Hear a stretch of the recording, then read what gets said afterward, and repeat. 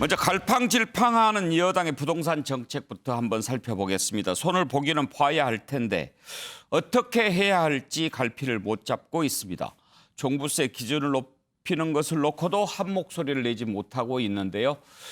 어떻게 정리를 하려고 그러는 걸까요? 당 내에서 나오는 이런저런 목소리 그리고 정부의 목소리까지 함께 들어보겠습니다.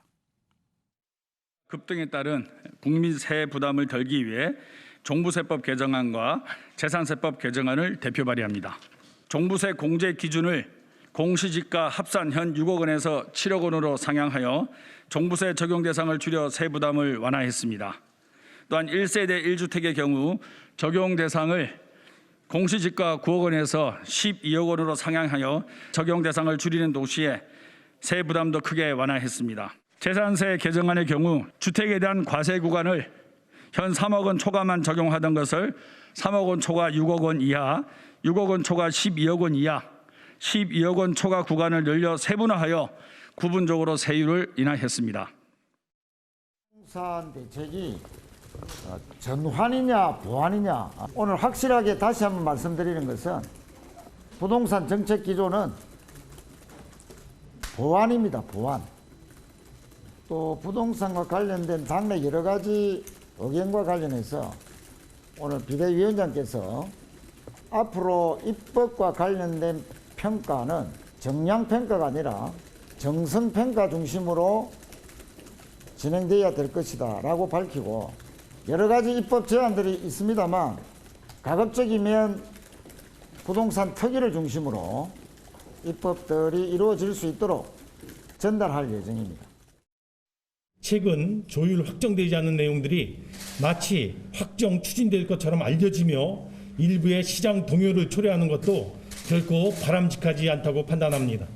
향후 부동산 정책과 관련하여 주택 공급의 확대, 투기 수요 근절, 실수요자 보호라고 하는 큰 틀 하에서 부동산 시장의 안정과 주거 안정을 도모한다는 그 원칙과 지향점은 그대로 견지될 것입니다. 다만 시장 불확실성을 조속히 걷어낸다는 측면에서 그동안 제기된 이슈에 대하여 짚어보고 당정 간 협의하는 프로세스는 최대한 빨리 진행해 나갈 계획입니다. 예, 내분 패널 함께하겠습니다. 김형주 전 국회의원, 김준혁 한신대 교수, 윤기찬 국민의힘 법률위원회 부위원장, 최경철 매일신문 편집위원 나와 계십니다. 어서 오십시오. 네, 안녕하세요. 자, 김형주 의원, 네. 부동산이 이번 선거 실패 가장 큰 원인이었다 이렇게 네. 보는 것은 일치하는 것 같은데 네. 부동산 정책도 지금 여러 갈래가 있잖아요. 네. 그중에서 어떤 부분을 손대야 할지 어떻게 고쳐야 할지 이 부분을 아직 제대로 진단을 못하고 있는 것 같아요. 맞습니다. 그러니까 종부세의 문제가 있고 그다음에 세금의 문제가 있고 공시지가를 현실화하는 정부의 목표에 따라서 공시지가가 90%까지 갔을 때 실제로 자연스럽게 그게 세금이 올라갈 수밖에 없는 거고, 그러면 공시지가에 오른 데 대한 종부세의 규정들을 아주 말하자면 그 국민들이 큰 세 부담과 저항 없이 가는 정도, 뭐 그런 정도로 물론 그 일정 정도의 어떤 많은 세금을 내는 사람은 불가피하겠습니다만은 이제 그런 것을 가르기가 필요한데, 이것은 사실은 정당에서 사실은 정책조정위원회라고 하는 정조위라든지 혹은 지금 뒤늦게나마 나왔습니다만 부동산 특위 같은 걸 만들어서 국토위라든지 정무위라든지 기재위라든지 다양한 부처의 상임위원들이 하나 같은 시뮬레이션을 가지고 접근해 가야 되는데 선거에 지고 나서 뒤늦게 여러 가지 얘기를 하다 보니까 이건 정부와 협의 안 된 상태에서 개별 의원들의 대표 발의가 이렇게 나오는 것은 더 고란을 두고, 또 하나 최근에 서울시장, 부산시장 새로 되신 분들이 각자 자기의 지자체대로 또 목소리를 내기 때문에 시장의 혼란들이 더 많아지고, 결론적으로 이 상태가 어떻게 되냐 하면 결국 서울, 강남에 더 집중하게 되는, 혼란할 때는 결국에는 변화를 적게 주는 그런 어떤 악순환을 갈 가능성이 많기 때문에 지금이라도 당내 개별 의원의 대표 발의를 지향하고 지금 당청 관계 그다음에 정조위 수준으로 빨리 비대위가 구성해 나가야 된다, 그렇게 봅니다. 김준혁 교수께서 보시기에 어디부터 바로 잡는 게 순서일 것 같습니까? 사실 우리 역사에서 가장 어려운 부분이 세금 문제입니다. 그래서 조선시대도 역시 개혁을 하기 위해서는 바로 세금 제도에 대한 개혁이 가장 중점이었거든요. 가장 대표적인 것이 뭐 대동법 예. 뭐 이런 부분들 아니겠습니까? 그래서 토지에 대한 재조사 사업을 통해서 세금을 부과하는 것들이 양전 사업 이런 부분들이고 그래서 뭐 개혁군주라든가 실학자라든가 끊임없이 세금 문제에 대한 제안을 한 거죠. 그렇게 보자면은 지금도 역시 마찬가지로 세금 문제는 굉장히 중요하거든요. 근데 최근에 나오는 이야기의 핵심은 바로 이제 종합부동산세에 대한 문제인데 이것은 세금으로 치자면 정확하게 보유세를 말하는 것이거든요. 이 세금은 보유세가 있고 소득세가 있는데 기본적으로 재산을 보유한 것에 대한 이제 세금을 내는 부분이 있거든요. 이것이 이제 종부세와 관련된 내용인데 핵심은 뭐냐면은 지금 굉장히 많은 원성들은 내가 비록 이 재산을 갖고 있다 하더라도 이것을 낼 수 있는 세금을 낼 수 있는 재산을 갖고 있지 못하다 혹은 소득을 갖고 있지 못하다. 이런데 과도한 세금을 내게 하는 것은 문제가 아니냐라고 하는 부분이기 때문에 현재 종부세를 갖다가 유지하는 부분들에 대해서는 뭐 충분히 인정할 수 있으나 그러나 이제 많은 국민들이 원하는 것은 내가 소득이 없는데도 불구하고 이렇게 세금을 내는 부분들이 있으니 지금 정부가 해야 될 가장 중요한 것은 바로 뭐 1%에 있는 사람들 대상으로 종부세를 하는 것을 뭐 없애자 이런 부분들이 아니라 바로 소득이 있는 사람들에 대해서는 세금을 부과하게 하고 소득이 없는 사람들은 그걸 정확하게 조사해서 비록 재산이 보유세가 많이 갖고 있다 하더라도 보유를 하고 있다 하더라도 세금 내는 부분을 갖다가 이렇게 융통성 있게 조절하는 것들 이것이야말로 이제 변통이거든요. 예. 이런 부분에 대한 고민을 하는 것들이 핵심이다라고 저는 생각을 합니다. 네. 윤기차 부위원장 혹시 지금 현재 정부의 부동산 정책에 대해서 국민의힘이 이렇게 해야 된다라는 입장은 있습니까? 일단 부동산 정책을 크게 두 개로 보면 이제 공급을 확대해야 된다는 부분은 정부도 어느 정도 동의하고 있는 예. 것 같아요. 다만 이게 공공 주도를 할 것이냐 이런 이제 방법상의 문제가 있는 것이고 여기에 대해서 사실은 큰 이견은 없어 보이고요. 다만 이제 그 그러니까 수요 억제책을 쓸 것이냐 이 문제는 이제 많이 갈리는 부분인데요. 그 중에서도 수요 억제책으로 세금 정책을 쓸 것이냐 이 문제가 이제 있는 겁니다. 그러니까 예를 들어서 지금 세금 부동산 뭐 보유세든 거래세든 소득세든 어쨌든 어떤 종목이든지 간에 이 세금 고유의 재정 확보 목적으로 세금을 산정하는 것이 아니고 수요를 억제하기 위해서 그러니까 부동산 정책으로 쓰는 것이 맞느냐 여기부터 시작을 해야 되는 것이거든요. 예. 근데 이것이 이제 효과가 없었다는 것이죠. 부작용만 있었기 때문에 부동산 정책으로 세금을 쓸 것이 아니고 이것은 본래 고유의 목적대로 편성해서 그런 그 기준 갖고 이걸 얘기를 해야지 부동산 정책으로 효과가 있느냐 없느냐 갖고 따지면은 이것은 잘못된 정책이다. 이제 여기서부터 여야가 이제 극명하게 갈리는 겁니다. 예. 지금 여당의 여러 의원들끼리 얘기 갈리는 부분도 그 부분으로 보이는데 저는 개인적으로 뭐 부동산 효과 있는지 없는지를 차치하고 이게 각 지역별로 다 이해관계 다르잖아요. 의원들도 각 지역별로 이제 그 뭐 부동산 가격이 다 다르기 때문에 이것은 이제 그 여당 내에서도 통일된 의견이 나오는 게 맞다. 그래야지만 국민 입장에서 볼 때는 여러 가지 뭐 형평성 문제 이런 것들에 대해서 문제 제기를 안 하지. 어떤 의원은 어느 그 자기 지역구에 맞춰서 법안을 내고 또 어떤 의원은 자기 지역구에서 법안을 내고 이러면 사실은 국민이 볼 때는 이것은 국회의 기능이 여러 가지 문제를 제기할 수 있는 요소가 되는 것이죠. 그렇죠. 최경철 의원 그렇게 보면 지금이야말로 당정청 회의를 해서 뭔가 한 목소리를 내야 될 때 아니겠습니까? 지금 답을 못 찾고 있는 것이죠. 왜냐하면 정책 목표를 제대로 찾지 못하고 있는 겁니다. 지금 뭐 학교를 가야 되는데 학교가 어딘지를 모르고 있는 거죠. 그러니까 학교가 어딘지를 알아야 등굣길을 찾고 제대로 된 학교 등교가 되는데 지금 그게 안 된단 말이죠. 지금 자꾸 세금을 올릴까 내릴까 올릴까 내릴까 이것을 자꾸 갑론을박할 것이 아니고 우리의 정책 목표, 민주당 청와대 그리고 정부의 정책 목표가 지금 달성이 됐는가. 근데 달성이 안 됐죠. 그렇기 때문에 수단을 바꿔야 된다는 것이죠. 지금 정부는 세금을 올려서 사람들이 과세가 나한테 과중하면 집을 던질 거라고 생각했습니다. 아, 나 세금 때문에 도저히 항복 전부 다 팔 거야. 이렇게 될 줄 알았는데 결국 그 징벌적 과세가 집을 던지게 만들기는커녕 집을 더 품게 만들었다는 것이죠. 그러니 그 징벌적 과세는 집을 팔게 만드는 역할을 하지 못했다. 그러면 집을 어떻게 팔게 할 것이 아니냐. 그것이 아니라 그렇다면 집값을 어떻게 내릴 것이냐는 애초에 정책적 목표에 포커스를 맞춰야 된다는 것이죠. 예. 그렇다면 뭡니까? 공급을 늘려야 됩니다. 어제 오세훈 시장이 대통령 만나서 여의도에 시민 시범 아파트입니까? 아파트. 시민 요네대교 시범. 바로 건너면 바로 아파트가 있죠. 그게 1970년도인가 예. 지어졌더라고요. 그게 그 아파트 저 한 번씩 놀러 가는데 굉장히 오래됐죠. 그 아파트에 사는 사람들은 얼마나 고통스럽겠습니까? 아파트를 왜 놀러 가세요? 어차피 그게 얼마나 오래된 아파트인지 제가 한번 보니까 굉장히 낡았더라고요. 그러면 거기 사는 분들은 굉장히 고통스러울 것이다. 그런데 지금 정부는 그 아파트를 투기의 대상으로만 본다는 것이죠. 조금 더 마음을 열고 여기에 좀 더 높은 아파트 용적률을 풀어서 재건축을 한다면 더 많은 사람들이 들어가지 않을까? 그렇다면 공급이 늘어난다는 신호가 보이면 결국에는 집값이 조금 잡히지 않을까? 조금 시야를 넓히고 좀 눈을 넓히고 귀를 넓힌다면 좀 새로운 정책 목표가 달성되지 않을까. 지금 너무 세금에만 얽매여서 정말 정책 목표를 제대로 보지 못하는 것이 아닌가. 저는 정부가 조금 더 눈을 크게 떴으면 하는 것이 바람입니다. 예. 민심을 잘못 읽었다면 제대로 읽는 것부터 시작해야 되겠죠? 다음으로 넘어가겠습니다. 오늘 생각해 볼 일들이 몇 가지가 있습니다. 첫째, 이번에 민주당 신임 원내대표로 선출된 윤호중 원내대표 오늘 현충원을 찾아서 참배를 했습니다. 그런데 좀 특이한 일들이 있습니다. 보면요. 갑자기 무릎을 꿇고 참배를 합니다. 현충원에서 참배하면서 무릎을 꿇는 모습은 제 기억에는 처음입니다. 그리고 이제 방명록에 글을 남겼는데요. 선열들이시여 국민들이시여 그다음에 피해자님이여 진심으로 사과드립니다. 민심을 받들어 민생을 살피겠습니다. 이 글이 많은 논란을 낳고 있습니다. 한번 패널들과 얘기를 해볼 텐데요. 두 가지입니다. 무릎을 꿇은 전례가 있는지, 왜 꿇었을까, 꿇는 게 옳은가, 그리고 저 방명록에 남긴 글은 적절한가 하는 것을 좀 생각해 보겠습니다.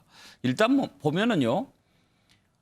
선열들이시여 국민들이시여 그리고 이제 피해자님이여가 나온 것이 좀 엉뚱한데 나중에 당에서 피해자가 누구냐 그랬더니 보궐선거를 잊게 한 그러니까 아마 서울 부산 시장 전 시장들의 성폭력 피해자 같은데 거기에 갑자기 나오는 게 지금 저기는 선열들 계시는 곳 아닙니까?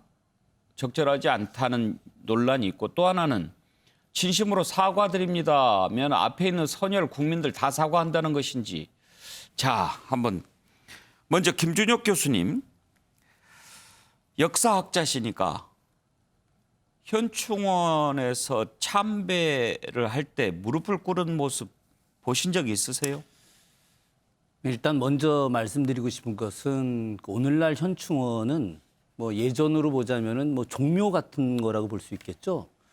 사실은 제가 현충원에서 무릎 꿇은 모습은 사실 처음이고요.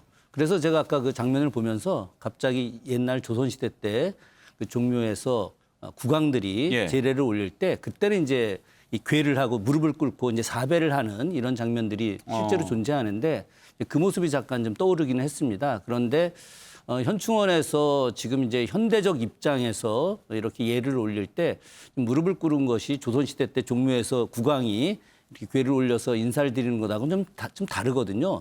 사실은 그 현충원에서는 역대 어쨌든 많은 지도자들이 가서 이제 참배라는 과정에서 이제 서서 묵념을 하고 그리고 이제 또 생을 또 이렇게 더 강력하게 다지는 뭐 이런 것들인데 그런 측면에서 보자면 좀 약간 좀 과도한 면이 좀 있지 않았는가 예. 하는 그런 생각을 있고요. 물론 이제 마음으로 더 이제 열심히 하겠다라고 하다 보니까 본인이 무릎을 꿇었다고는 하지만은 뭐 어쨌든 기본 예법에는 맞지 않는 것은 뭐 사실인 것 같습니다. 좀 낯설긴 해요. 네, 예. 근데 좀 또 뭐 열심히 하겠다라고 하는 뭐 그런 긍정적인 입장으로 또 보자면 또 뭐 예. 이해가 될 만도 한데 어쨌든 기존 예법하고는 좀 차이가 있는 건 사실인 것 같습니다. 뭐 들어눕는 것보다는 뭐 무릎 꿇는 게 예, 더. 예.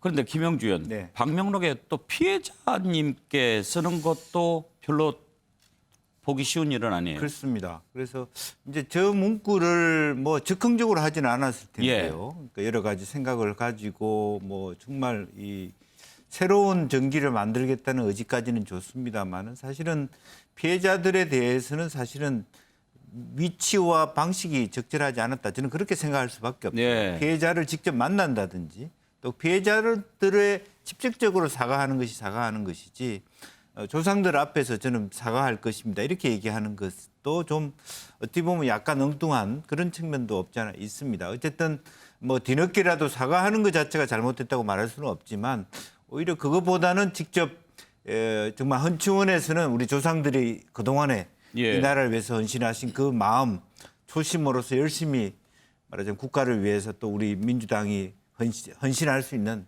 막 그런 정도 얘기를 하고 피해자 문제는 전혀 다르게 피해자들과 만나는 시간을 가진다든지 직접 그분들에게 타치해가는 그런 진정성이 있는 어떤 모습으로 가야만 이것이 될 텐데 이 두 가지 섞여 있다 보니까 오히려 진짜 아까 말씀하신 대로 조상들한테 사과를 한다는 뜻인지 국민들한테 사과를 한다는 뜻인지 이게 막 문맥이 더 혼란스럽게 만드는 그런 부분이 있지 않나 싶습니다.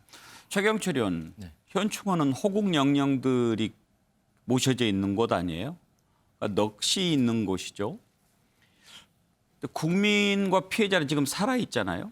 그러니까 대체로 보면 이제 호국 영령의 뜻을 받들어 국민을 잘 섬기겠습니다. 이런 다짐을 하는데 거기에 피해자님 사과드립니다라고 쓴 거란 말이에요.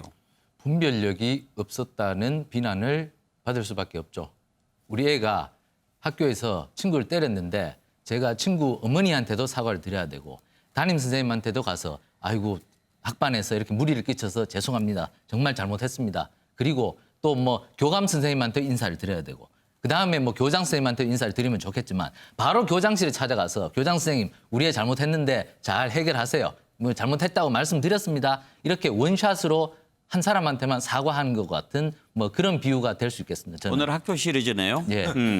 그런 식으로 분별력이 있어서 차근차근 모든 사람들의 마음을 헤아리고 그래야만 저 사과가 진정성을 갖고 모든 사람들이 이해심을 갖고 그리고 이로 인해서 민주당과 국민이 민주당이 많이 반성을 하고 있구나 하는 국민과 민주당, 집권 여당의 일체감이 생기는 것인데 저렇게 사과를 해버린다면 저거 그냥 면피용 사과구나. 교장 선생님한테 가서 힘 좀 있다고 그냥 뭐 면피용으로만 사과했구나. 저거 사과 아니다. 국민들 이렇게밖에 받아들일 수밖에 없을 터여서 저 사과는 매우 좀 부적절하지 않았나. 윤호중 대표님께서 조금 경솔한 행동을 하지 않았나. 뭐 이렇게 저는 생각을 합니다. 윤기찬 부위원장, 우리가 지금 이 문제를 짚어보는 것은요. 단순히 한 국회의원이 가서 뭐 이렇게 하면 상관이 없지만 집권 여당의 새 원내대표이면서 지금 비대위원장이잖아요. 그런 자리에 있는데 전혀 좀 엉뚱한 일을 한다거나 국민들의 눈높이나 상식에 맞지 않는 그런 일을 한다면 우리가 좀 걱정이 되는 거죠. 근데 저는 사실 저 부분을 생각을 못 하셨을 수는 없을 것 같아요.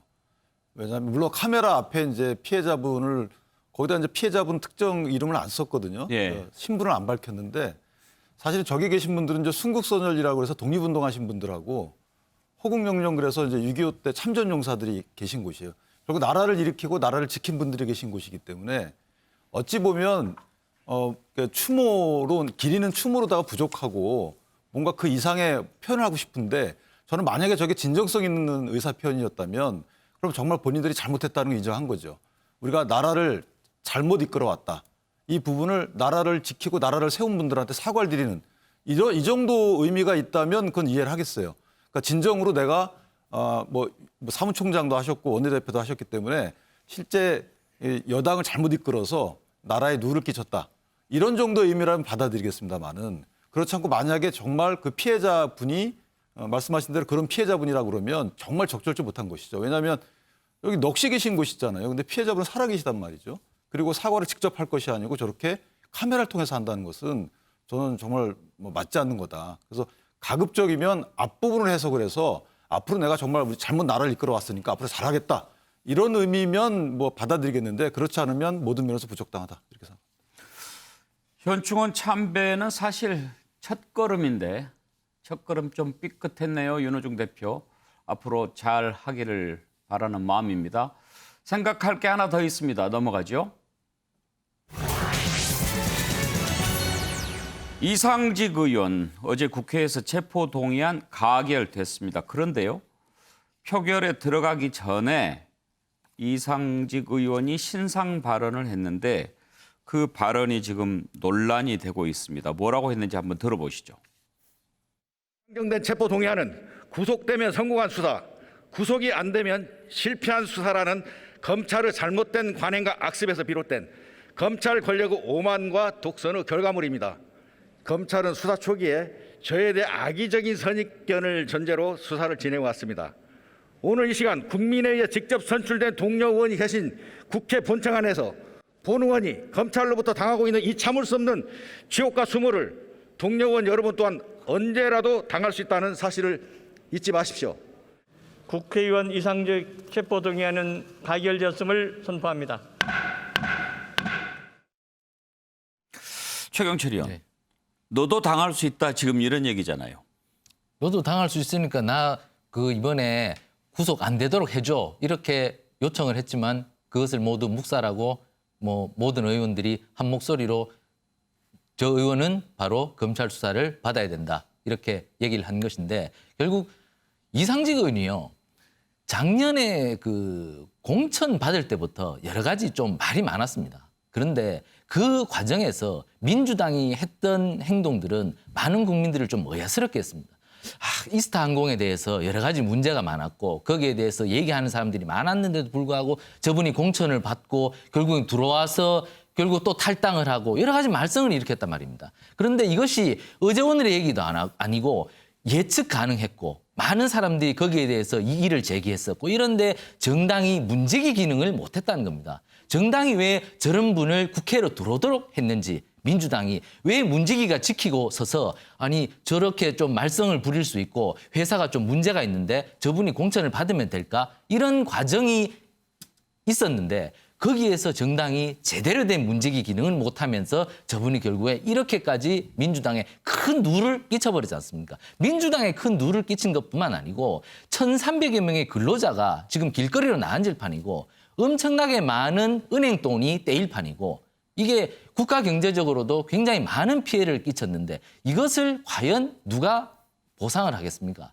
저는 작년에 공천 과정에서 민주당이 눈을 크게 뜨고 정말 문지기 기능 제대로 했다면 오늘날 이렇게 국회 본회의에서 저런 일이 일어났고 그리고 국민들이 보면서 매우 실망하실 일은 없었으리라고 본다. 앞으로 정당이 후보자를 공천하고 당에 들어올 사람들을 손을 잡을 때는 정말 문지기로서의 기능을 잘해야 된다. 저는 이렇게 말씀드리고 싶습니다.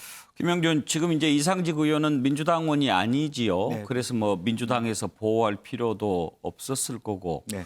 국회에서 이렇게 이제 체포동의안이 상정이 되면 여러 가지로 이제 구명을 좀 호소하겠죠. 네. 전화도 하고 네. 특히 이제 신상 발언을 통해서 이야기를 할 텐데 그래도 나 당하면 너네도 당할 수 있다 이런 표현 들으면 국회의원들 기분이 어떨까요? 그렇습니다. 이제 그게 이제 과거에는 정말 독재 시기에는 그야말로 체포동의안이라고 하는 그 자체가 어떤 그야말로 선량한 의원들을 보호하는 수단이었는데 이제는 시대가 바뀌었기 때문에 체포동의안조차도 사실은 다시 논의해야 될 시점까지 와 있는데 그러한 과정에서 또 방금 얘기 있었습니다만 수많은 노동자들이 어려움에 사는데 또 심지어는 자기 딸이 어떤 트라우마 때문에 고급 외제 스포츠카를 탄다 이런 얘기까지 하면서 불을 붙이고 있는 그런 상황 또 그런 그 속에서 과연 지금 모든 국회의원들이 봤을 때 이상직 의원의 말을 동의할 수 있겠는가 동의할 수 없다고 보여지고요.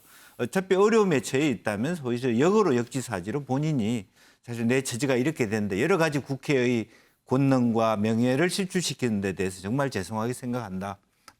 여러 가지 앞으로도 국가적으로나 회사 전체가 또 노동자들이 말하자면 피해가 덜하도록 최선을 다하겠다. 이렇게 그나마도 마무리를 하는 것이 더 낫지 않았겠느냐. 지금 여러 가지 마음은 이미 다 정리가 돼 있는 상태에서 그나마 나를 옹호해달라. 이렇게 얘기하는 것은 정말로 잘못된 처사이고 또 앞서 지적이 있었습니다만 앞으로 이런 시대의 흐름 속에서 앞으로 각 정당들도 여러 가지 그 구성원들이 그 국회의원 되고자 하는 자의 주변을 정말 검색을 잘해야 된다는 그런 것까지 남겨져 있는 과제로 보았습니다. 예. 이상직 의원의 혐의는 지금 이스타항공 계열사 관련해서 약 58억 원 횡령한 혐의를 받고 있습니다. 또 하나 논란이 됐던 게 딸에게 1억 원 가까이 되는 비싼 포르쉐 승용차를 이렇게 사줬다라는 비난인데 본인은 사준 게 아니고 리스다 이렇게 하겠는데 얼마나 큰 차이가 있는지는 잘 모르겠습니다. 표결하기 전에는 검찰 탓을 했는데 표결이 끝난 뒤에는 또 언론 탓을 하더군요. 그 내용 한번 들어볼까요? 돈으로 이제 따님의 포르쉐를 안전을 위해서 사줬다 이렇게 말씀하셨는데 사는 게 아니라 업무용 그 리스 차라니까요. 그러니까 업무용 리스 차량이었습니다. 예. 보도를 똑바로 해주세요. 행평성 있게. 그러니까 업무용 리스차를 왜 따님께 대표이사가 업무를 하면서 탄 업무용 리스차입니다. 예. 채용 청탁 있었다는 의혹에 대해서는 좀 어떻게 어제 그건 제가 경영자가 아니었잖아요. 검찰의 무리한 수사 얘기 아까 하셨는데요. 그거에 대해서 그건 법정에서 밝히겠습니다. 그 마녀 사냥식의 무책임한 보도는 제발 자제해 주시고요. 제가 말한 그 말은 하나도 여기 계신 분들 한 줄도 안 싫지 않습니까? 그리고 저희 딸이 타고 다니는 차조차도 기본 요금 가격이 9,900만 원 정도 안 해요. 그리고 그걸 가지고 대표이사가 업무용으로 리스로 차고 다니는데 또 교통사고까지 당해가지고 중학교 때 자녀하고 둘이 그리고 교통사고까지 당해 동생은 죽고 그 브레이크가 잘 드는 그런 자가용을 업무용으로 대표이사가 타고 리스로 타고 다닐 수 있는 거예요. 근데 그 마녀 사냥식으로 무책임하게 이런 보도들을 하는데 그 비판을 하는 건 좋은데 그건 그 실체가 아닌 부분도 그럼 똑같이 보도를 해 주십시오. 윤기찬 부위원장, 이 불행한 가정사는 참 들으니까 가슴 아프긴 한데요. 이상직 의원이 이렇게 표현하는 것 보면 9,900만 원 밖에 안 해요. 그렇단 말이에요. 사실 1억 원짜리 차 타는 사람 그렇게 많지 않잖아요. 그리고 대표가 타는 업무용 리스를 포르쉐를 타는 경우도 많지 않잖아요. 이게 그 업무용 리스 차량이라고 그러시는데 사실 그게 이스타 홀딩스라는 회사의 리스 차량을 말씀하시는 것 같아요. 근데 이제 알려지기로는 이스타 홀딩스는 페이퍼 컴퍼니입니다. 그러니까 사실상 실체가 없는 회사죠. 그러니까 이스타 홀딩스를 통해서 이스타 항공의 주식을 소유하고 있는 거거든요. 자녀분들이. 그러니까 저분 말씀도 실질 관계는 맞지 않다고 보여지고요. 또 말씀하신 대로 가격에 대한 이 표현 자체가 국민적 정서에 안 맞고 또 하나 이분이 비난받고 있는 것은 600명의 가장을 뭐 가장인지 아닌지 모르지만 가장 역할하고 아들, 딸 역할하는 이런 그 직원을 정리해고가 됐단 말이죠. 그런데 그 고용보험료 5억을 체납을 하고 그다음에 4대 보험료 77억을 체납을 하고 임금이 240여 원을 체납했어요. 그리고 그분들 본인 재산은 212억 신고가 됐단 말이죠. 그러면 실질 경영적은 아니건 간에 얼마 정도의 사재를 털어서 그분들의 가정을 살려줘야 될 거 아니겠습니까? 일절 안 했어요. 그래놓고 지금 딸 포르쉐 가격 저렇게 얘기하시는 것이 과연 저게 대한민국 국회의원을 지낸 분의 할 말인지 저는 상당히 납득이 안 되는 부분이 있고요.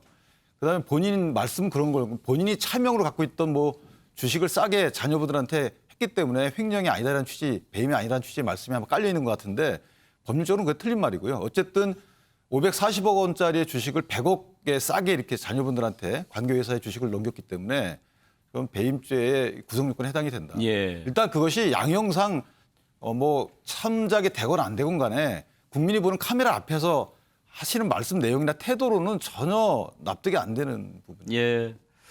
김준혁 교수께서는 이상직 의원의 신상 발언 그리고 또 해명 발언 이런 것을 어떻게 들으셨나요? 시각을 한번 들어보고 싶습니다. 뭐 사실 충격적입니다. 예, 분노를 좀 금할 수가 없고요. 지금 수많은 2030 세대들이 이 사회에 대해서 분노하고 또 권력에 대해서 분노하는 것은 공정성을 잃었기 때문이거든요.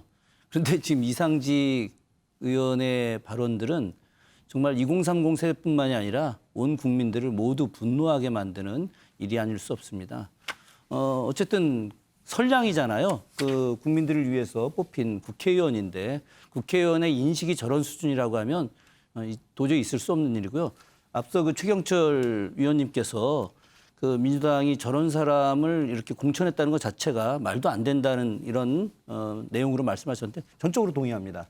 사실 그 민주당에서 어떻게 저런 정도의 인물을 공천을 했을까? 저는 민주당의 어떤 공천 시스템이 완전히 바뀌어야 된다라고 하는 생각을 좀 다시 하고요. 실제로 이 공직자라든가 아니면 국회의원 모든 분들은 공과 사에 대한 철저한 구분이 있어야 됩니다. 공적인 활동을 하면서 사적인 이익을 채워서는 절대 안 되는 것이고요. 그런 측면에서 저는 이상직 의원이 법에 어떤 뭐 지금 이제 법원에서 뭐 이렇게 본인의 죄를 갖다가 뭐 평가받을 거라고 이야기를 하는데 저는 뭐 아주 엄정하게 평가를 해서 또 엄정한 그런 대가를 받아야 된다. 이렇게 말씀드리고 싶습니다. 네. 다음으로 넘어가겠습니다.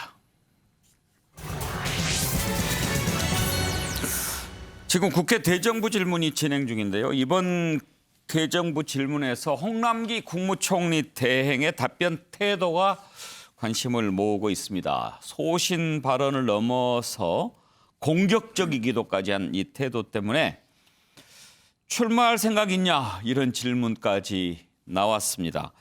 자, 홍남기 부총리 지금 국무총리 대행인데요. 그동안 뭐 여러 가지 모습들 많이 봤죠. 이번 국회 대정부 질문에서 관심을 모았던 장면 2가지 저희가 골라봤습니다. 한번 들어보시죠.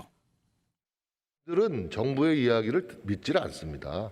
근데 믿어주셔야 됩니다. 아니 강요하지 마세요. 희망 고문을 하지 마십시오. 아닙니다. 희망 고문이 지금 아니고요. 현재 접종 속도라면은 집단 면역을 달성하는데 6년 4개월이 걸린다는 평가도 있고.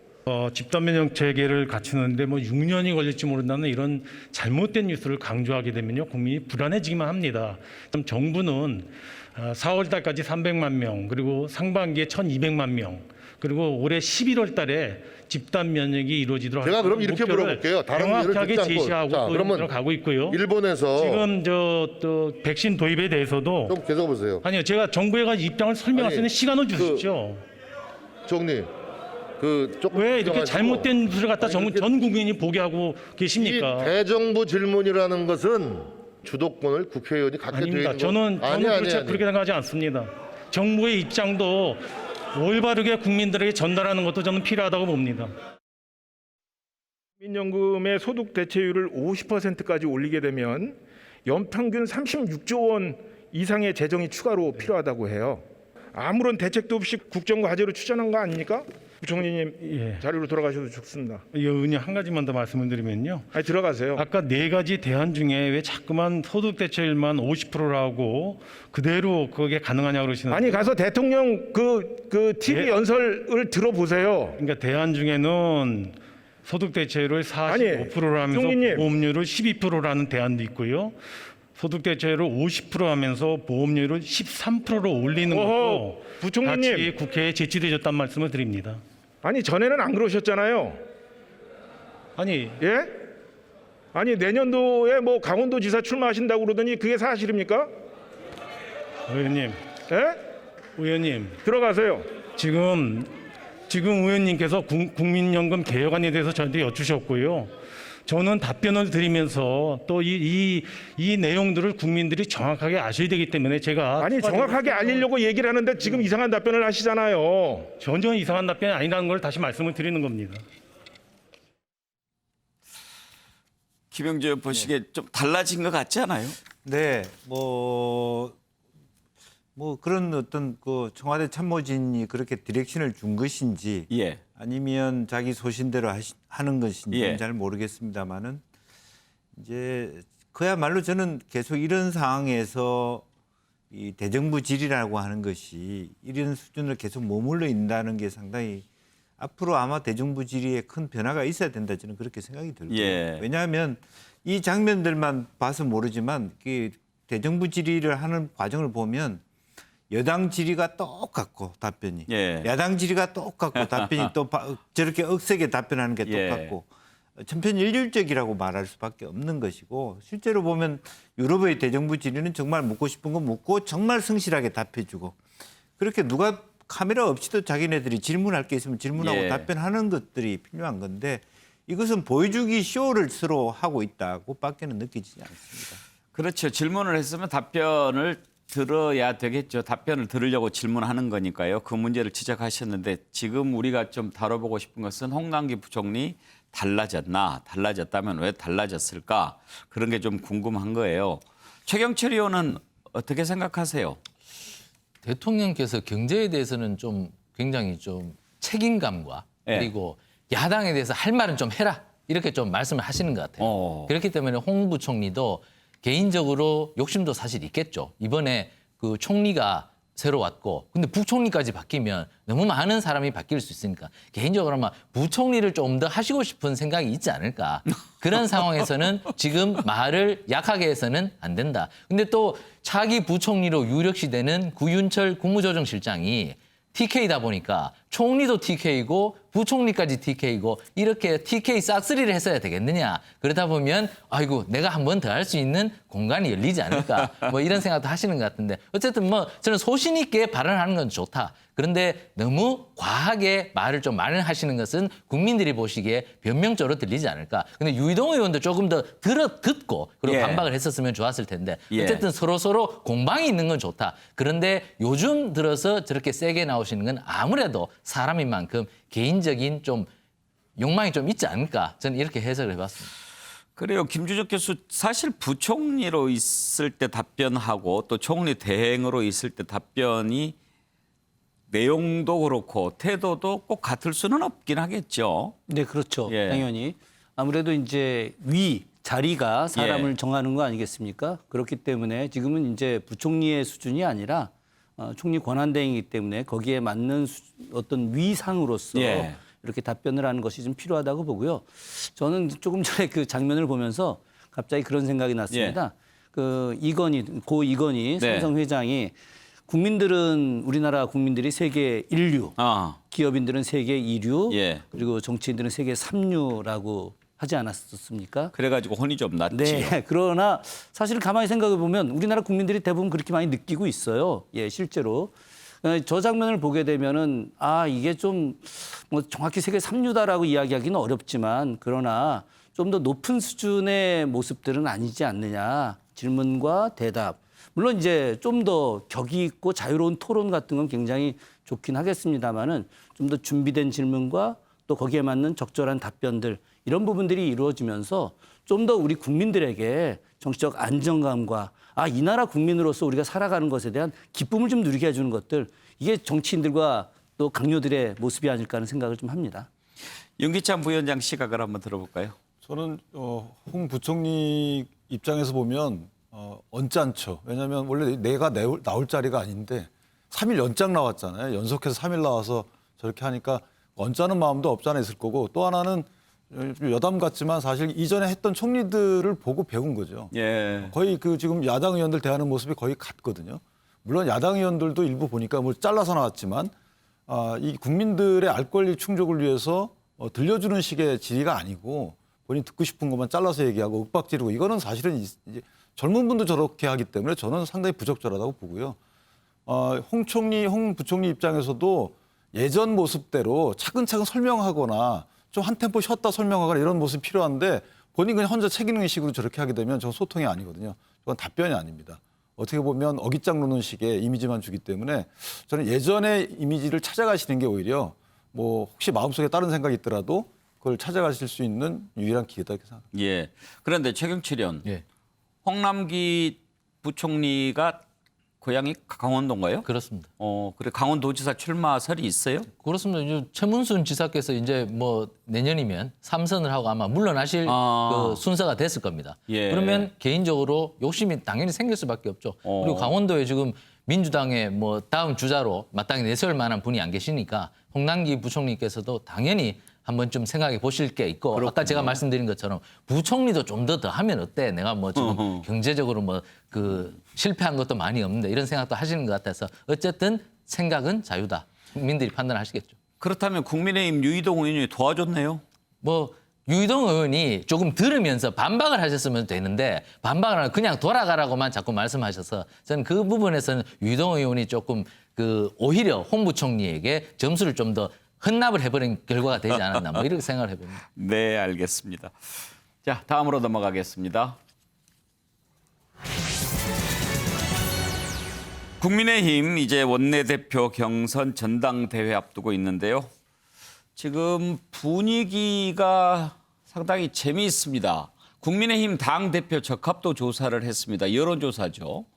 주호영 원내대표가 지금 16.6%로 1위 나왔습니다. 나올 만하죠. 그런데 깜짝 놀랄 만한 게 김웅 의원, 초선이죠. 이번에 총선된 2등을 했습니다. 김무성 전 대표를 제치고. 이것은 뭘 의미하는 걸까요? 깜짝 놀랄 만한 결과 아니겠습니까? 혹시 돌풍이 일어나지는 않을까 이런 지금 시각도 나오고 있는데요. 이러다 보니 지금 그동안에 잠잠했던 주자들도 출마한다는 얘기를 하고요. 그중에 조경태 의원 출마 표현을 한번 들어볼까요? 지금 대선 주자들 가운데서 바깥에 있는 분들이 계시지 않습니까? 예. 그 언론에 거론되고 있는 분들 역시도 우리 당이 잘 포용해서 저는 그 야권을 하나로 묶어내는 그런 역할, 그런 공정한 대선 주자를 관리해내는 그런 모습이 국민들과 시민들이 우리 당원들이 바라고 있다. 저는 그리 보고 있습니다. 당권 도전하시는 거 맞죠? 제가 나설 계획이고요. 나설 예. 거고요. 그 이유는 정권을 다시 우리가 되찾아오기 위해서입니다. 장 부위원장, 지금 당 대표 적합도 조사인데 이제 일반 여론조사인 것 같습니다. 거기에서 김웅 의원이 2등을 했다. 상당히 좀 놀랄만한 결과 아닙니까? 의미 있게 받아들여야 되죠. 그런데 이제 저희 아마 언론 노출도 노출 이 수위 같은 게 반영돼 보이고요. 사실은 이제 어떤 분이고 어떤 생각이 있는지에 대한 기본적인 이해가 좀 덜 된 상황에서 나온 그 결과일 수도 있습니다. 예. 다만 이제 그 김웅 의원의 경우에는 지금 그 초선이라는 의미도 있지만 당내에서 다양한 목소리를 내고 있다는 부분에서 이제 당 대표까지는 되지 않더라도 앞으로 역할이 상당히 이제 주어지는 이런 역할을 많이 수행할 것으로 보이고 지금 나오신 조경태 의원 같은 경우에도 김웅 의원하고 2살 차이뿐이 안 나요. 근데 한 분은 5선이고 한 분은 초선이거든요. 그렇죠. 그래서 이제 선수가 차이가 네, 나니까. 그러니까 뭐 초선이기 때문에 모든 그 신선한 당의 어떤 활력을 불어넣는다 이런 부분은 좀 맞지 않는 것 같고 나경원 의원도 있고 또 지금 원내대표하고 계신 분 이분도 있지만 당내에서는 어쨌든 이 당대표의 경우에는 역학관계가 상당히 좌우합니다. 그래서 앞으로 어떻게 될지는 안개 속이라고 아직까지 생각을 하고 있습니다. 지금 당 대표는 어떻게 뽑나요? 원래 전당대회에서 뽑아야 되는데요. 아니 그러니까 비율이 당원들이 몇 퍼센트 또 일반 여론조사 몇 퍼센트 있잖아요. 50대 50으로 뽑습니다. 50대 50이에요? 네네. 그렇게 보면은 2등 차지한 게 의미가 있을 수 있죠. 최경철 의원 지금 이게 전 국민을 대상으로 한 여론조사예요. 그러니까 당원만을 대상으로 한 조사가 아니고 그것은 결국 국민의힘을 지지하는 그리고 국민의힘에 관심을 갖고 있는 많은 사람들이 뭔가 좀 변화가 있어야 되지 않겠느냐라고 하는 것을 보여준 거라고 이렇게 볼 수 있지 않나요? 네, 그렇습니다. 변화의 목소리가 투영됐다. 그렇게 볼 수 있고. 그런데 이제 당원들의 목소리가 또 들어가겠죠. 당원들은 과연 어떤 당대표가 적합할까? 그러면 당원들의 생각은 차기의 수권 정당이 될 수 있도록 제대로 된 대선 주자를 링에 올릴 수 있는 그런 당대표를 뽑고 싶어 하겠죠. 그렇다면 그것은 누구일 것이냐?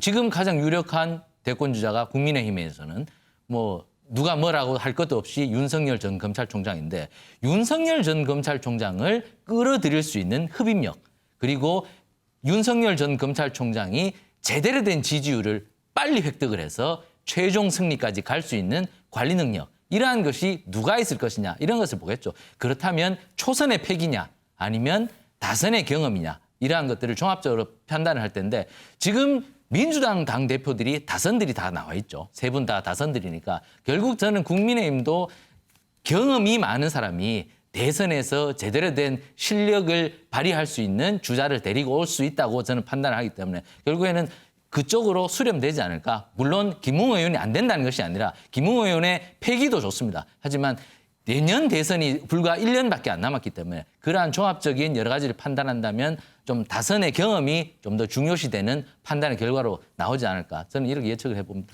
김영주 의원, 지금 최경철 의원 얘기를 듣고 보면 이렇게도 볼 수가 있겠네요. 김웅 의원이 검사 출신이지 않습니까? 초선이지만. 그리고 윤석열 전 총장과 좀 가까운 사이로 알려져 있고 지난번에 뭐 추윤 갈등이나 이런 거 있을 때도 지원하는 발언을 많이 했고 그렇다면 유력한 대선 주자 윤석열을 국민의힘으로 데리고 올 수 있으려면 아무래도 가까운 김웅 검사 그 의원이 좀 더 낫지 않겠나 이런 것도 좀 작용을 했을까요? 아무래도 이제 최근에 서울시장 보궐선거에 나타나는 그 국민들이나 당원들, 보수 지지자들이 굉장히 전략화되었다.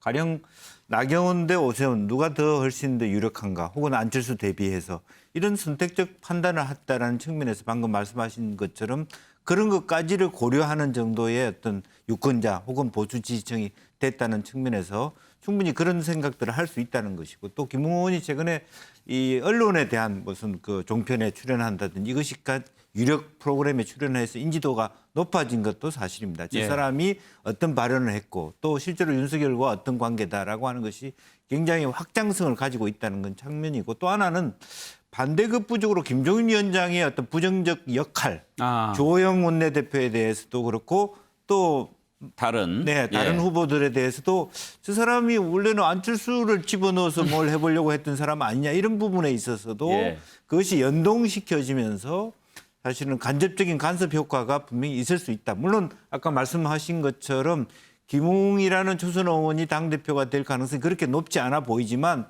어쨌든 그런 데 대한 기대까지를 아주 집중적으로 하고 있다라고 하는 것은 굉장히 의미 있다. 그렇게 볼 수 있겠습니다. 그럴 수도 제가 있겠죠. 하나 바로 잡을 게 있는데 지금 현재 룰에 따르면 선거인단 당원 비율이 70이고요. 70. 일반 국민 여론조사가 30인데 7대 3이군요. 이걸 이제 50대 50으로 바꾸자는 움직임이 있다. 이 정도. 아직 바꾸지는 않았고. 네네. 그러면 전당대회 전에 그 규정을 바꿔서 5대 5로 지금 5대5 전당대회를 또는 아예 국민 여론조사 100%로 가자. 그 비율을 높이자라는 이제 안들이 많이 나오고 있습니다. 김준혁 교수께서는 지금 국민의힘의 이런 어떤 변화라고 할까요? 이런 움직임 어떤 시각에서 보십니까? 사실 전 개인적으로 깜짝 놀랐습니다. 예, 그 김웅 의원이 11% 가까이 올라갔다라고 하는 것은 국민의힘 내부에서 상당히 변화를 갖다 갈망하는 거 아니냐라고 하는 것이 1차적으로 좀 보이고요. 실제로 이제 김웅 의원은 검사 외전이라고 하는 책을 쓰지 않았습니까? 그게 또 드라마로도 나왔고 그 드라마가 상당히 호평을 많이 받았어요. 그러면서 이제 김웅 의원이 이제 대중적 인지도가 굉장히 높아져 나갔죠. 그렇다 하더라도 물론 그런 인기가 있다 하더라도 김웅 의원이 저렇게 높은 지지도를 받았다. 이건 굉장히 놀라운 일입니다. 그건 뭐 아까 그 말씀하셨지만 그 우리 특히나 이제 백운기 선생님 말씀하셨지만 윤석열 전 검찰총장과 좀 인연이 깊은 사이고 또 국민의힘 내부에서 윤석열 총장을 이렇게 당의 대통령 후보로 이제 불러들이는 데 있어서 김웅이라고 하는 의원을 통해서 가교 역할을 할 수 있다고 하는 그런 생각이 아마 좀 잠재되어 있을 거라고 보고 있고요.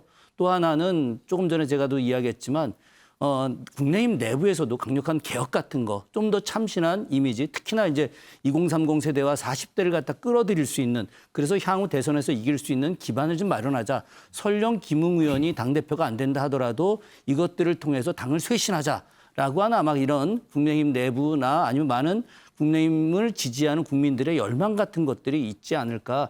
이런 부분들은 정치권에서 매우 예의주시하면서 봐야 될 거라고 저는 생각을 합니다. 근데 이게 자칫하면 만약 김웅 의원이 당대표가 안 되거나 순위가 밀리면 그럼 국민의힘의 쇄신 의지는 없는 거냐 이렇게 되는 건 아닙니다. 그렇죠. 아니 뭐 그건 아니죠. 국민적 시각이 반영되긴 됐지만 그 사실 쇄신의 의지 내지 쇄신의 길을 갈 수 있는지 여부는 생물학적 나이를 떠나서 또는 선수를 떠나서 그건 의지거든요. 의지고 생각이기 때문에 그건 다선인지 여부 또는 초선인지 여부에 따라서 바뀌는 게 아니라서 그 안에도 다른 주자들도 충분히 그런 분이 있고, 다만 이제 김웅 의원에 대한 국민적 기대 저런 부분은 국민의힘에서 쇄신의 요구를 받아들여져서 그것을 연결시키면 되는 것이거든요. 그래서 김웅 의원이 설사 안 됐다 하더라도 되시면 좋고 안 됐다 하더라도 그것이 국민의힘 내부에서 쇄신의 길을 안 가고자 하는 건 아니다. 이걸 말씀드립니다. 그렇죠. 사실 이제 그 의미를 짚어보고 있는데 민주당을 지지하는 한 분이 그런 글을 쓴 걸 봤어요. 부럽다. 민주당은 이런 움직임이 없는데 국민의힘에서 초선이 2등을 하고 이런 게 뭔가 좀 좋아 보인다. 이런 글을 썼더라고요. 그러니까 뭐 생각해 볼 만한 가치는 있는 거죠. 예. 자, 관련해서 한 가지 더 짚어보겠습니다. 이렇게 초선 돌풍이 일어난 데는 어쩌면 또 강력한 리더십이 존재하지 않기 때문도 있겠지요. 이런 와중에 국민의힘 내부에서 탄핵을 부정하는 목소리까지 나오면서 이거 도로 한국당 되는 게 아니냐 이런 비판도 나오고 있습니다. 서병수 의원이 국회 대정부 질문에서 사면과 관련한 얘기를 하면서 탄핵이 잘못됐다 이렇게 얘기했습니다. 탄핵과 관련해서 그것 잘못했다고 국민의힘이 국민들께 사과하고 그랬던 게 불과 며칠 되지 않은 것 같은데 벌써 탄핵 무효 주장이 나온다면 그건 좀 문제가 있는 것 아닌가라는 의견이 국민의힘 내부에서도 나오고 있습니다. 자, 이 부분은 또 어떻게 봐야 할까요? 관련된 녹취를 좀 들어보지요. 불과 바로 4개월 전에 비대위 차원에서 공식적으로 전직 대통령에 대해서 사과를 했었거든요. 그랬죠. 그리고 나서 우리가 불과 4개월 만에 다시 사면론을, 그것도 선거 끝난 한 일주일 정도가 지나서 꺼낸 것은 진정성을 의심할 수 있고, 무엇보다도 이게 비대위가 끝나고 그다음에 선거가 이기니까 당이 과거로 다시 회귀하려는 모습을 보여주는 게 아닌가라는 것 때문에 20대 30대의 지지자분들도 저한테 굉장히 많이 연락을 해주셨어요. 당권 대권 주자들의 선거를 앞두고 일종의 정치적 메시지를 또 내는 것이라고 해석할 수가 있을 것 같습니다. 사실은 저는 사면의 필요성은 저는 뭐 과거부터 갖고 있는데요. 제 입장은 그 재의 유무를 떠나서 두 전직 대통령 두 분이 과거에 그 군사 쿠데타를 일으켰던 전직 대통령들도 이렇게 오래 감옥에 있지 않았거든요. 그런 상황 속에서 두 전직 대통령이 있는데 이건 또 국격에도 사실 문제가 있어요. 그래서 재의 그런 유무 이런 부분들을 떠나서 또 통합적인 차원 이런 여러 가지를 고려해가지고 문재인 대통령이 좀 결단을 했으면 좋겠다 하는 게 저의 평소 생각이에요. 자, 사면은 사면이고 탄핵 무효로 나오는 것과 관련해서 한번 생각해 볼 텐데요. 김준혁 교수께서는 지금 왜 저런 얘기가 국민의힘에서 나온다고 생각하십니까? 저는 그 내년 대선을 좀 바라보고 하는 것이 아닌가 하는 생각을 합니다. 실제로 그 윤석열 전 검찰총장이 박근혜 전 대통령을 이제 구속시키는 과정에서 굉장히 중요한 역할을 했었거든요. 그런 측면에서 박근혜 대통령을 지지하는 그런 그 국민의힘의 의원들 입장에서 보면은 이 사람이 우리 당으로 들어와서 대선 주자가 된다는 것이 그렇게 썩 탐탁치는 않을 거라고 좀 생각을 합니다. 제가 뭐 내부의 일은 깊이 알 수는 없겠으나 그러나 제가 판단할 때는 윤석열 전 검찰총장을 갖다가 이렇게 견제하는 입장에서 이런 발언이 나오지 않았을까 하는 생각이 들고요. 어쨌든 뭐 그 친박 입장에서는 사면론을 통해서 자신들의 위상을 좀 더 올리려고 하는 그런 의도들도 같이 결합되어 있다고 봅니다. 네. 최경철 의원 오늘 학교 비유를 많이 하셨는데 아까 민주당 학교를 잘못 찾는다고 하셨잖아요. 지금 탄핵 무효론 얘기하는 것은 고등학생이 중학교 가겠다는 얘기 같이 들리기도 해요. 별로 염려를 하지 않으셔도 될 것은 극소수 의견입니다. 다수는 탄핵은 인정해야 한다. 그러나 지금 두 분 대통령이 너무 오랫동안 수용 생활을 하고 있으니 이 부분에 대해서는 좀 측은지심을 갖고 이 부분에 대해서 좀 국격도 가지고 그런 것도 고려해서 한번 결단을 내리시는 게 국민 통합을 위해서 좋지 않을까 이런 의견이 나오는 것이고 저는 탄핵을 다시 되돌아가서 탄핵이 잘못됐다는 공론화를 시키는 목소리는 아니라고 봅니다. 그렇기 때문에 거기에 대해서 크게 염려할 부분은 아니고 전당대회를 앞두고 다양한 목소리가 과거와 달리 분출이 됩니다. 왜냐하면 지금 국민의힘은 과거에 자꾸만 고용요리사를 갖고 음식을 차렸습니다. 그것이 바로 비대위 체제였죠. 그런데 이제는 자신들이 주방에 들어가서 요리를 만들려고 하고 있습니다. 그러다 보니까 접시도 깨고 컵도 깨고 좀 시끄러울 겁니다. 새로운 권력, 미래 권력이 나올 때까지는. 그 과정 속에서 또 많은 것들을 배우고 그래서 미래 권력이 탄생을 하면 그러한 것들은 굉장히 잦아들고 조용해지고 국민이 원하는 원보이스를 낼 가능성이 있다. 그렇기 때문에 지금 전당대회를 앞두고 다양한 목소리가 나오는 것은 결국 잔치를 준비하기 위해서 당연히 나와야 할 소음이다. 결국에는 5월 말이나 6월 초가 될 것으로 보이는데 전당대회를 끝나고 나면 당이 굉장히 안정될 것이고 그 이후에 대권 주자까지 확정이 된다면 국민의힘이 뭐 굉장히 저는 과거에 뭐 영화를 누릴 정도로 힘이 굉장히 커질 것이다. 제1야당이 그 정도로 힘이 커져야 견제와 균형이라는 민주정치의 기본 논리가 작용하기 때문에 국민들께서 너무 걱정하지 않으셔도 국민의힘이 스스로 자정 기능을 찾아갈 수 있으라고 저는 봅니다. 측은지심 얘기하셨는데 김영주 의원, 네. 사면을 이렇게 요청을 하려면 죄를 깊이 뉘우치고 있으니 이제 뭐 국민 대통합과 뭐 저런 것을 위해서 사면을 해 주셨으면 좋겠다 이렇게 얘기를 해도 될까 말까 한데 탄핵에 무효니 사면을 해달라 그러면 해주지 말라는 얘기 아니겠어요? 그래서 그런 부분에 있어서도 정말 그 사면을 해줄 수 있도록 환경을 만드는 것도 매우 중요하다. 지금 이 상황 같아서는 정치적으로 서로 갈등이 첨예해야 되면서 사면을 해주고 싶어도 해줄 수 없는 상황으로 갈 가능성이 많습니다. 사면이 처음부터 예컨대 뭐 탄핵이 잘못됐다라든지 이제 이런 얘기들이 내부적으로 섞여서 나오면요. 사실 그런 문제입니다. 그리고 또 하나는 실제로 보면 이거 지난번에 나왔을 때도 형이 그 결정되자마자 바로 사면론 나오는 것도 적절하지 않았거든요. 그러니까 특히 문재인 대통령 특정이 전체적으로 법 테두리 안에서 또 하나는 국민의 공감대가 있는데 여전히 생각해 보시면 지금 최근에 이루어진 여론조사에서 이재용 삼성전자 부회장에 대한 말하자면 8.15 광복절 말하자면 사면에 대한 논의는 한 70% 지지하는 반면에 여전히 국민의 절반 정도는 두 전직 대통령의 측은지심을 갖고라도 한 70% 정도는 이제는 좀 풀어줄 만하다라고 할 만도 한데 저는 우리 국민이 보수든 진보든 할 것 없이 측은지심을 가질 만도 한데 여전히 거의 절반은 안 된다는 의견이 있다는 것이죠. 그런 부분에 대해서 국민의힘이 조금 말하자면 이 냉정하게 봐볼 필요가 있다. 그래서 이것은 정말로 정무수석이라든지 다양한 어떤 내부 물밑 작업을 통해서 대통령이 결단할 수 있도록 환경을 만들어주는 게 필요합니다. 서병수 의원 같은 생각을 하고 있는 사람이 국민의힘 내부에 얼마나 되는지 궁금한데 윤기찬 부위원장. 저분이 그 말씀하셨어요. 이번에 전당대회 때는 중진 의원들 나가지 말고 초선 내부에서 뭐 혁신하는 의지를 보여주자 이런 취지의 말씀하셨거든요. 예. 초선이 나와서 당대표를 하면 뭐합니까? 저런 말씀하시면 큰일 나는 것을. 저는 개인적으로 이게 대국민 정치행위라고 보지는 않고요. 저것은 당내 정치행위라고 봅니다.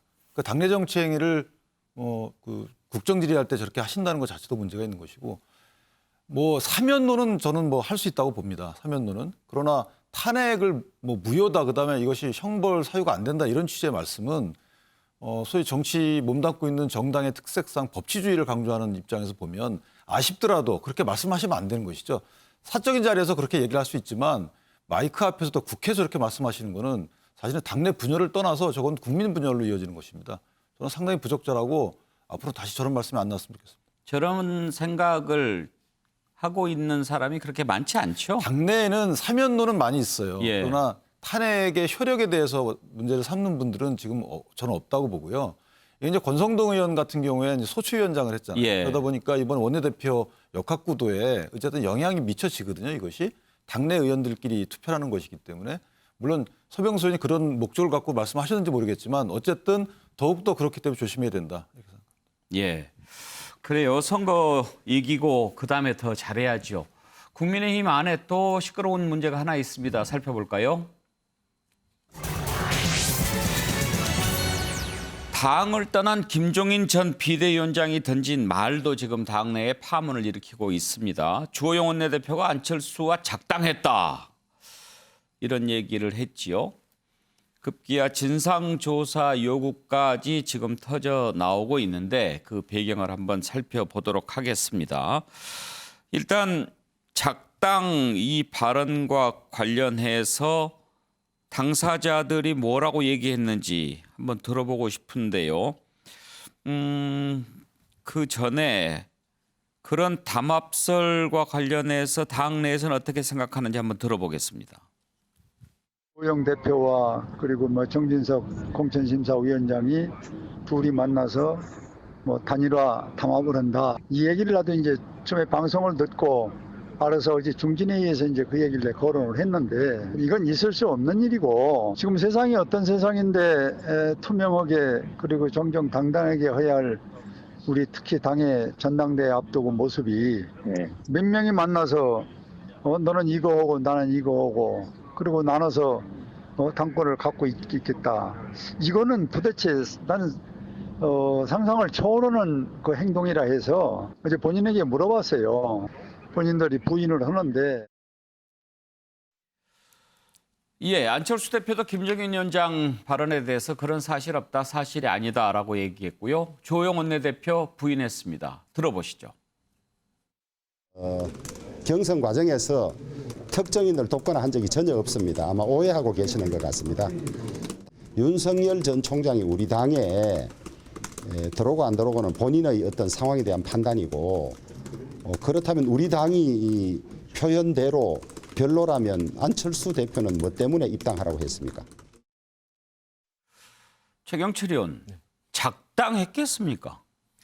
주호영 원내대표가요, 판사 출신이라서 굉장히 꼼꼼합니다.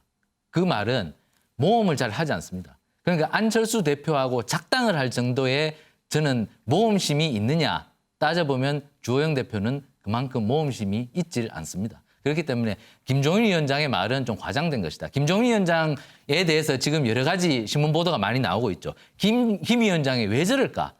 당에서 흘러나온 말들을 보면 김 위원장이 당을 떠나실 때 솔직히 인간적인 마음에서 조금 더 잡아줬으면 하는 마음이 있었는데 그 과정에서 자신의 뜻이 반영이 안 되니까 결국 이렇게 됐고, 그러다 보니까 잡아주기는커녕 다시는 돌아오실 일이 없도록 하게 해야 된다고. 그런 섭섭한 마음에서 저런 발언을 하고 있다고 이렇게 당에서 많이 풀이하고 있는데, 안철수 대표하고 주호영 지금 원내대표가 그만큼 작당을 할 만큼 저는 큰 그림을 그릴 주호영 원내대표는 아니다. 그리고 주호영 원내대표가 그만큼 하려면 당 내부에 굉장히 큰 세력을 갖고 있고, 그리고 국민의 당 내부까지 굉장히 많이 파악을 하고 있어야 되는데 그 정도는 아니지 않느냐. 저는 김종인 위원장이 조금 안철수 대표하고 왜 합당을 하려고 그러느냐, 그런 노여운 마음에 저렇게 말씀하시는 것 같은데 그것은 좀 억측이고 과장에 불과하다. 저는 이렇게 생각을 합니다. 그런데 김영주 의원, 김종인 비대위원장이 그래도 정말 고수고 또 원로고 그런데 단순히 나 안 잡아서 화나고 삐쳤다고 저렇게 얘기했겠습니까? 뭐 다른 수가 좀 속셈이 있지 않습니까? 그래서 저는 두 가지라고 봅니다. 하나는 이제 내심 그 비대위원으로서 비대위원장을 흔들려고 했던 분들이 마음속으로 좀 괘씸하고 이제 끝나면 보자 이런 생각이 있었을 거고, 또 하나는 지금부터 새로운 프로젝트가 이제 끝나자마자 시작됐다고 보여지는데, 그 프로젝트는 사실은 한 손은 그 윤석열 전 총장과의 커넥션을 가지고 다른 한 손은 국민의힘과의 조정, 말하자면 자기가 조금 더 돌아올 수 있도록 만들 수 있는 지도부를 구성하는 데까지 고민을 하신다고 보여지고요. 그래서 이번에 서울시장 선거에서 보여주셨던 계속적인 안철수 전 대표에 대한 말하자면 그 문제제기, 이렇게 비토 이런 것들이 오세훈을 시장으로 만들었다는 그런 자기 나름대로 성공의 경험들을 가지고 국민의힘을 대하려고 하는 것이 아닌가, 그런 생각이 듭니다. 윤기찬 부위원장, 지금 홍문표 의원이 뭐 당 차원의 조사를 해야 된다 이렇게 얘기한 것은 이번에 홍문표 대표도 지금 당권 도전하는 거죠. 그러니까 주호영 원내대표 이제 견제하는 차원인 것 같아 보이긴 하는데, 그건 그렇고 지금 윤기찬 부위원장 보시기에 김종인 전 비대위원장이 당을 떠난 뒤에 계속해서 이렇게 국민의힘 공격하고 비판하고 그러잖아요. 이런 얘기를 듣는 국민의힘 내부 분위기가 어떤지 궁금합니다. 사실 여부를 떠나서 불편하죠. 사실은 애정이 진짜 있으면 몇몇 분 부르거나 당사자 부르거나 조금 더 확대하면 의원총회를 하거나 이런 식으로 해서 참여해서 애정이 있으면 그렇게 하면 좋을 텐데, 이것을 굳이 이렇게 공개적으로 하게 되면 불협화음을 떠나서 서로 간에 타격을 입는 것이거든요. 다만 이제 주호영 대표의 말씀을 저도 조금 이해가 안 가는 부분이, 이게 이제 경선 단계라고 그러면 야권 경선 단계라고 치면 특정인을 돕지 않았다라고 한다 그러면 사실은 뭐 한 건지 모르겠어요. 특정인을 도왔어야죠. 국민의힘 후보를 도왔어야 되는 거 아니겠습니까? 야권의 이런 이전에 국민의힘 당원이기 때문에 당연히 후보를 도왔다고 이렇게 얘기가 나와야 되는데, 경선 과정에서 특정인을 도운 적이 없다라고 말씀 주시면 오히려 오해를 증폭시키지 않을까. 저 부분을 바로 잡으셔야 될 것 같아요. 김준혁 교수께서는 지금 이런 논쟁을 어떻게 보시나요? 저는 그 김종인 위원장에 대해서 제가 지난주에도 잠깐 좀 말씀드렸지만 고도의 정치적 기술자뿐만이 아니라 정치 설계자라고 좀 보거든요. 특히나 다음 대선을 이제 준비하는 과정에서 본인이 이제 큰 그림을 좀 그리고 거기에도 나가서 일종의 상황 내지는 총재 정치를 하고 싶은 이제 그런 생각을 갖고 있다고 보여집니다. 예전에 이제 삼봉 정도전이 왕 만들어 놓고 실제 정치는 내가 다 하겠다 뭐 그렇듯이 지금 그런 과정에서 이제 국민의힘 내부를 좀 약간 흔들면서 본인의 의도대로 뭔가 새로운 대선 주자들 계속 만들어내려고 하는 그런 과정에서 이제 차기 원내대표가 될 사람들 뭐 혹은 이 당대표가 될 사람들을 이제 흔들려고 하면서 자기의 위상을 높이려고 하는 그런 의도로서 나온 발언이 아닌가 그렇게 생각을 좀 합니다. 예. 이런저런 사정 때문에 한때 조금 속도를 내는 듯했던 국민의힘과 국민의당 합당도 지지부진한 느낌입니다. 관련된 녹취를 좀 들어보지요. 나도 오늘 아침에 주호영 원내대표께서 저한테 전화를 주셨습니다. 본인들도 지금 뭐 여러 가지로 논의 과정을 진행을 하겠으니까 다음 주 정도 그때까지 어느 정도 방향을 결정을 해주시면 좋겠다는 그런 말씀을 해주셨습니다. 마침 저희들도 다음 주까지 당원들의 뜻을 묻는 그 과정들을 진행을 할 계획이고 지금 현재 하고 있는 중입니다. 합당할 생각이 1이라도 있었으면 저는 공동운영 얘기를 꺼낼 이유가 없다고 생각합니다. 원래 공동운영이라는 건 당이 다른 상황에서 하는 것이지 같은 당인데 뭘 공동운영합니까? 이제 당원들을 전국적으로 만나면서 의견을 들어보겠다. 그런데 뭐 대구에서 만나봤더니만은 의견이 반반인 것 같다. 언제부터 안철수 대표가 그렇게 정치적 여정이 있어가지고 당원들의 뜻을 들어가지고 이렇게 민주적인 결정을 했습니까? 이번에 선거 과정 중에 안철수 대표가 다급해가지고 합당하겠다고 얘기했을 때 그때 당원들 의견 수렴했습니까? 아닙니다. 지금 이렇게 얘기하는 거는 그냥 이제 할 생각이 없다 이렇게 보면 될 것 같습니다. 할 생각이 없다. 윤기찬 부위원장 아무튼 합당이 좀 당초에는 끝나면 바로 될 것 같았는데 그렇지는 않은 것 같아요. 뭐 절차를 거치긴 하겠지만 사실 추진하는 모양새가 적극적이진 않죠. 그런데 저는 개인적으로 안 대표가 만약에 자신이 있으면 국민의힘에 들어오는 거를 원해야 되는 것이거든요. 왜냐하면 밖에 윤석열 전 총장이 있기 때문에 국민의힘 내부에서 어떤 힘을 길러가지고 이렇게 어떤 그 대권 후보 행보를 해야 되는 것인데 지금 안 들어온다는 것은 본인의 진로를 정하지 않았거나 또는 본인이 자신이 없어서 국민의힘 내부에 들어와서 당권을 장악하기 어렵다고 판단했을 경우 사실 두 가지 이외에는 저는 이해가 안 됩니다. 왜냐하면 서울시장 선거나 대한민국 전체 선거나 사실은 크게 다르질 않기 때문에 서울시장 선거에서 합당한다고 하면서 어떤 지지를 호소했던 그 이유가 없어지질 않는다고 보면 또 상황이 변한 점이 없다고 보면 지금 이런 행보를 보이시는 거는 두 가지로 생각이 됩니다. 최경철은 어떻게 보면 지금 윤석열 전 총장이 확실하게 입장 표명 안 하고 있는 것도 합당이 늦어진 어떤 이유 가운데 하나 아니겠습니까? 그런 것도 있을 거고 지금 합당이 늦어지는 이유는요. 그 지분 협상이 잘 안 됩니다. 지금 현역 의원도 3분 있고 뭐 이렇게 해서 이분들한테 뭐 지구당 하나를 어디에 줄 것인가 이런 지분 협상이 잘 되질 않습니다. 거기에 대해서 안철수 대표가 지분을 잘 챙겨야 되는데 지분을 챙기려면 힘이 있어야 되죠. 힘이 있으려면 자신의 대선 여론조사 지지율이 적어도 10% 정도는 가야지 국민의힘이 국민의당에 대해서 구미가 당기거든요. 근데 지금 안철수 대표가 지지율이 지지부진하다 보니까 구미가 당기지 않는다는 겁니다. 결국 안 대표가 뒷주머니에 아무 카드도 꽂고 있지 않으니 국민의힘에서는 굳이 지금 빨리 받아들일 이유도 없고 그리고 지분 협상도 잘 되지 않으니 그러면 천천히 하지 뭐 이런 스탠스로 가고 있다. 그러다 보니 자꾸 지지부진해지고 있는데 저는 안철수 대표가 빨리 결단을 해야 된다고 생각합니다. 예.